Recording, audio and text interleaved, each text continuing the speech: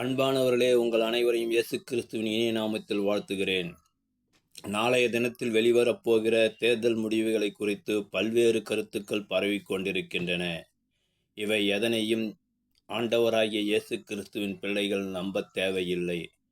நாளைய தினத்தில் வரப்போகிற தேர்தல் முடிவு ஏற்கனவே ஆண்டவரால் நிர்ணயிக்கப்பட்ட முடிவு என்று விசுவாசிக்கிறவர்களுக்கு எந்த பயமும் இல்லை.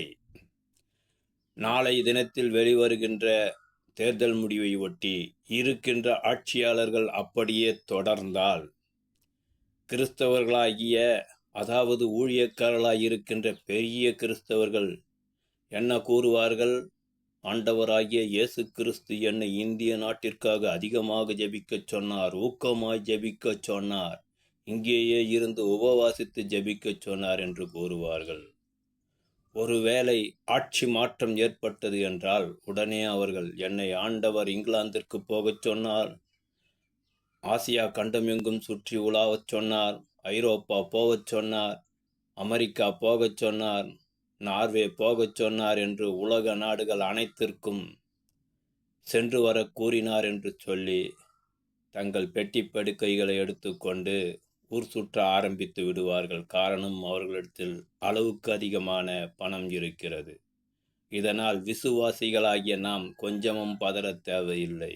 நாம் உண்மை உள்ளவர்களாய் இருப்போமானால் எந்த ஆட்சி வந்தாலும் நமக்கு நன்மையே செய்வார்கள் என்று நிச்சயத்தோடு ஓட வேண்டும்.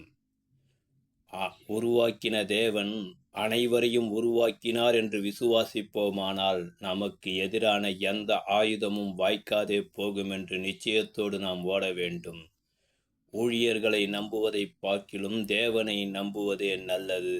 ஆமேன். நாளைய தினத்தின் தீர்ப்பு எந்த தீர்ப்பாக இருந்தாலும் அது ஆண்டவன் எழுதிய தீர்ப்பு என்று நாம் ஏற்றுக்கொண்டு அரசாங்க சட்டதிட்டங்களுக்கு கீழ்ப்படிந்து நடப்போம். தேவன் நம்மை ஆசீர்வதிப்பார், ஆட்சியாளர்களையும் ஆசீர்வதிப்பார். ஆமேன்.